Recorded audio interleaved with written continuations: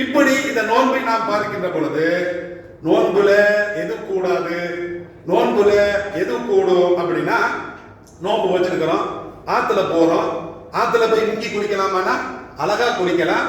என்ன மூக்கு வழியாக வயிற்றுக்குள்ள தண்ணி போகக்கூடாது, அல்லது காது வழியாக வயிற்றுக்குள்ள தண்ணி போகக்கூடாது.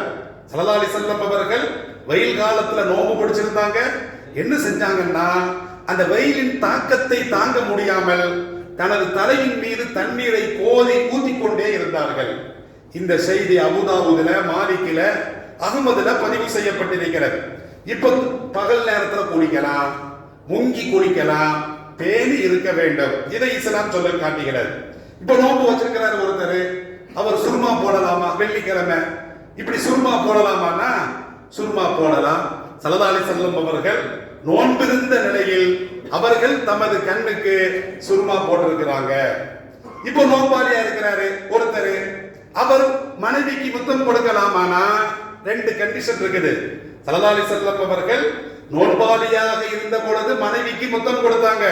கொடுத்துட்டு சொன்னாங்க, என்னை மாதிரி கட்டுக்கோப்பான மனிதன் உங்களில் யார் இருக்கிறா அப்படின்னு கேட்டாங்க ஸல்லல்லாஹு அலைஹி வஸல்லம். அப்ப ஸல்லல்லாஹு அலைஹி வஸல்லம் அவர்களிடத்துல ஒரு மனிதர் வருகிறார். வந்து இவ் மனைவியை கட்டி பிடிக்கலாமா, முத்தம் கொடுக்கலாமா அப்படின்னு கேட்ட பொழுது ஸல்லல்லாஹு அலைஹி வஸல்லம் அவர்கள் அவருக்கு அனுமதி கொடுத்தாங்க. இன்னொருத்தர் வந்து கேட்டாரு, இப்படி கட்டி அணைக்கலாமா, முத்தம் கொடுக்கலாமான்னு கேட்ட பொழுது அவருக்கு அனுமதி மறுத்து விட்டார்கள்.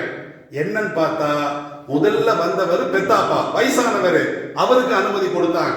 இரண்டாவது வந்தவர் வாலிபர், இவர் கட்டி பிடிச்சா எங்கேயோ போயிடுவாரு, அதனால அவருக்கு அனுமதி கொடுக்கவில்லை. இப்படி இஸ்லாம் இப்ப ரத்தம் இருக்கு, ரத்த டெஸ்ட் எடுக்கலாம். ஸல்லல்லாஹு அலைஹி வஸல்லம் அவர்கள் நோன்பு வச்ச நிலையில ரத்தம் கொத்தி எடுத்திருக்கிறாங்க. ஒரு ரத்த டெஸ்ட் கொடுக்கலாமா நோன்பாளியா எடுத்துட்டேன் அப்படின்னா அதற்கும் இஸ்லாம் அனுமதி தருகிறது. இப்ப தாய் நோன்பு வச்சிருக்குது, சின்ன கை குழந்தை இருக்குது, சாப்பாடு மென்று கொடுக்கணும் அப்படின்னா மென்று கொடுக்கலாமா, மென்று கொடுத்து துப்பிடலாம், மென்று கொடுக்கலாம், இஸ்லாம் அனுமதி இருக்கிறது. இப்போ வாய்க்கு நாசிக்கு தண்ணீர் செலுத்தலாமான்னா நோன்பு வச்சுக்கிட்டு லேசா செய்யணும், லேசா வாயை கொப்பளிக்கணும். மற்ற காலங்கள்ல வாய் கொப்பளிக்கிற மாதிரி அதிகமா செஞ்சா தண்ணி உள்ள போயிடும். இப்படி எச்சில் விழுங்கலாமானா எச்சில் விழுங்கலாம், சளியை தான் விழுங்க கூடாது. இப்படி இஸ்லாம் சில அனுமதிகளை நமக்கு தந்திருக்கிறது. இப்போ வந்து மூக்குல, காதுல புழுதிகள்லாம் போகுது, உள்ள போய் உள்ள அப்படியே உள்ள போயிருது, நோம்பு முறிஞ்சிருமானா நோம்பு முறியவே முடியாது. இப்போ ஒருத்தர் கண் ஆபரேஷன் பண்ணிருக்கிறாரு, கண்ணுக்கு மருந்து ஊத்தலாமா? இல்லது காது ஆபரேஷன் பண்ணிருக்கிறாரு, காதுக்கு மருந்து ஊத்தலாமா? அழகா செய்யலாம். இப்ப காதுக்கு மருந்து ஊத்தினாலோ அல்லது கண்ணுக்கு மருந்து ஊத்தினாலோ இந்த தொண்டைக்குழியில அப்படி வரும்பொழுது கசப்பு தெரிஞ்சதுன்னா காரி துப்பிடணும். இப்படி சில சலுகைகளை இஸ்லாம் நோன்பாளிகளுக்கு வழங்கியிருக்கிறது. நோன்பு என்பது எளிமையானது, அல்லாஹ்விற்காகவே நிறைவேற்றப்படக்கூடியது.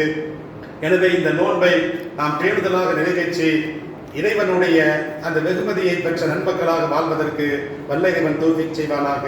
வாஹிர் தஅவானா அல்ஹம்துலில்லாஹி ரப்பில் ஆலமீன். அஸ்ஸலாம்.